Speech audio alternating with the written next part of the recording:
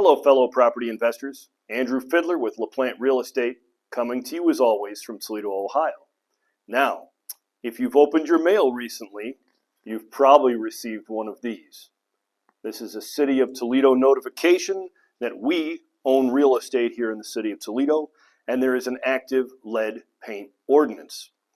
Now, this document is the third revision since about 2012.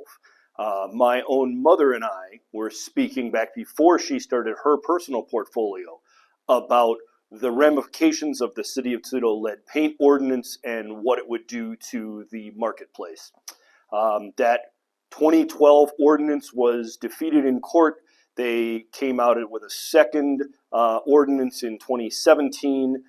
That was defeated in court, and then it was overturned in appeals this January. So you now have the City of Toledo on their third revision of enforcing a lead paint ordinance. It's interesting because this is a double-edged sword. I would say, as a citizen of Toledo, it's a catch-22. You don't want children being harmed. I would identify that presently, without a lead paint ordinance, the only way to have knowledge of lead paint in a home is the canary in the coal mine. That is a low-income child. All children that receive benefits are required to have a lead blood test, and then the mother and father, but the parents will be notified of a elevated blood lead level. There's an action blood lead level where the health department will get involved. That'll move the house towards condemnation, and that will end up being a state certified abatement event. You kind of add a zero onto all the work you're doing. The positive side is you will get a 20-year certificate out of that hardship. However, it is founded in the injury to a child. So really is not a process to be proud of. The lead ordinance, we could generate an entire video, and if people are interested in the future, I'm happy to make one. But the current lead ordinance affects rentals and daycares. Doesn't affect standard homes where children live every day. However, we as investors, as businesses, we are held to a different standard than the public. So we end up with the latest mailing coming out of the City of Toledo, and it notifies us that we have until December 31st of this calendar year to get our properties certified. There currently are not any active enforcement measures by the city. The prior ordinances had a $10,000 fine that was floated out there. I'm not aware of that being part of the current ordinance. Ultimately, each of us have received this piece of paper, and we have until December of this year on the current deadline.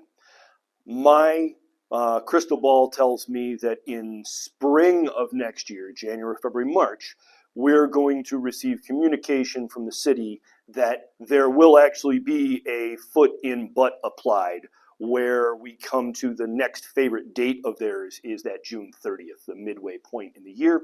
I would anticipate that we're going to get a notification that this was the carrot, this was the polite notification. I'll turn that around. But this was the polite notification for each of us. And then there will be threats probably sent to us that aren't certified. I bet you they'll just be more detailed, that they want participation in the program. They want you to register with the county, which is already an ordinance, and then they want you to generate this certificate.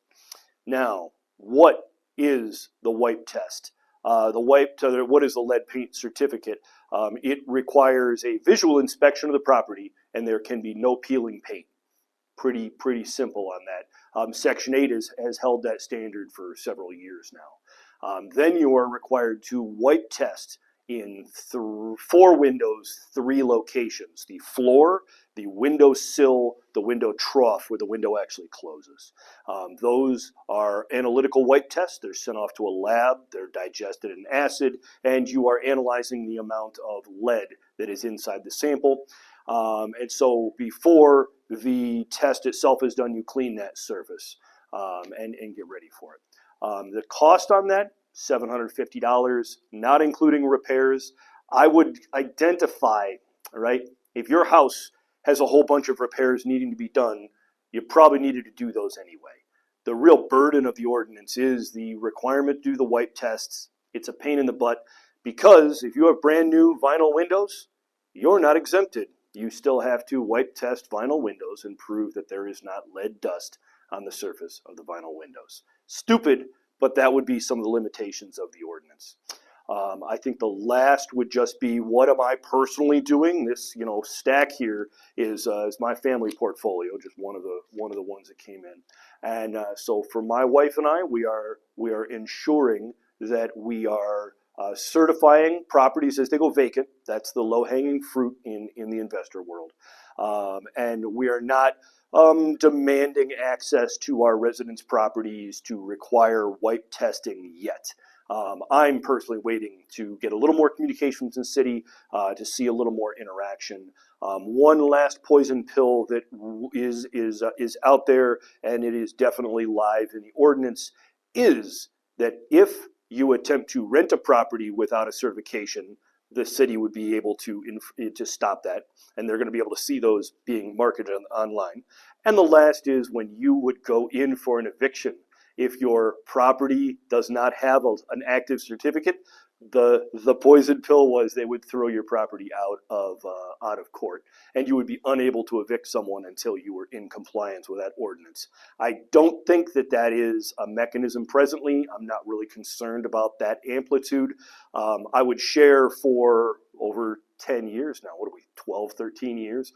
I have lived underneath this cloud, and at no point has it caused me to be fearful of my business and my ability to make income.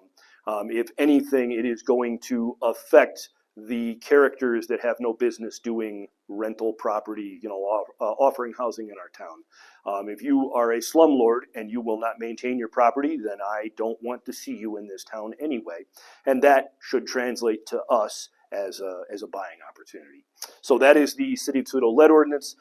As you get these letters in the mail, let your property manager know. We are happy to get them scheduled. Again, if you're a single property owner, just get the thing certified. If you've got a lot, then if your telephone ever rang or you got a certified letter from the city, I'm very happy to participate along with you to explain to the city that if we have a large portfolio, we don't have the cash to just, wave a wand and get everything certified. What they want to see is that we are aware, we're good citizens, and that we're improving our properties, that we're in compliance with the ordinance, and that truly is what they're seeking.